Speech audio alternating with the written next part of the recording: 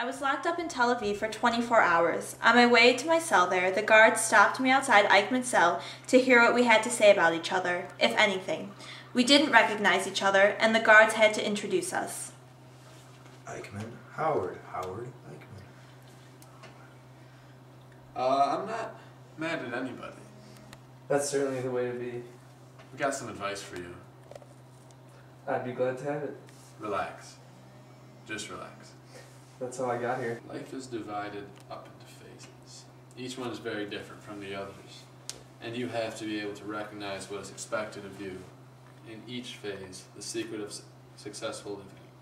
It's good of you to share the secret with me. I'm a writer now. I never thought I'd be a writer. May I ask a personal question? Certainly. Do you feel that you're guilty of murdering 6 million Jews? Absolutely not. You were simply a soldier, were you? Taking orders from higher-ups like soldiers around the world?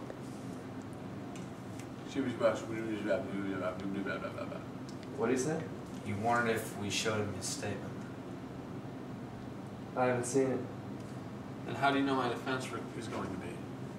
The more I think about Eichmann and me, the more I think that he should be sent to a hospital and that I'm the sort of person for whom punishments by fair, just men were devised.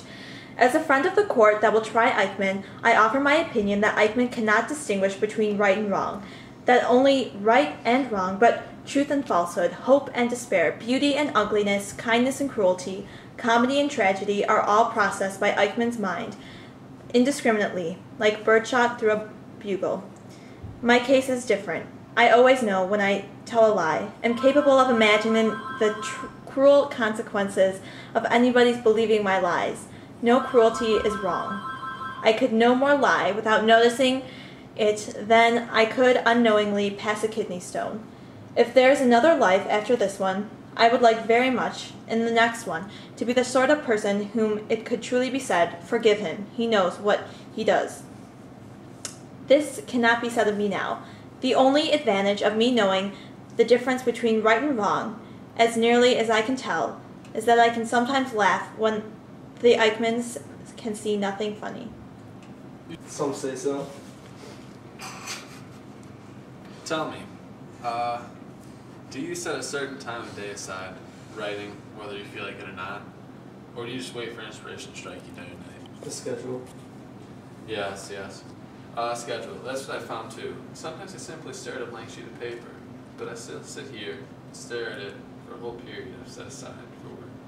Does alcohol help? I think it only seems to. It only seems to for about half an hour. Eichmann made a joke. Listen, about those 6 million. Yes? I could spare you a few for your book. I don't think I really need them all. I offer this joke to history on the assumption that no tape recorder was around. This was one of the memorable quips of the bureaucratic Genghis Khan. It's possible that Eichmann wanted me to recognize that I had killed a lot of people too, by the exercise of my fat mouth. But I doubt that he was that a subtle man of as many parts as he was. I think if we ever got right down to it, that out of the 6 million murders generally regarded as his, he wouldn't lend me so much as one. If he were to start farming out all those murders after all, Eichmann, as Eichmann's idea of Eichmann, would disappear. The guard took me away. The only other encounter I had with the man of the century was in the form of a note. He smuggled mysteriously from his prison to Tel Aviv to mine in Jerusalem. The note was dropped at my feet by a person unknown in the exercise yard. I picked it up, read it, and this is what it said. Do you think a literary agent is absolutely necessary? The note was signed by Eichmann. My reply was this: for book club and movie sales in the United States of America, absolutely.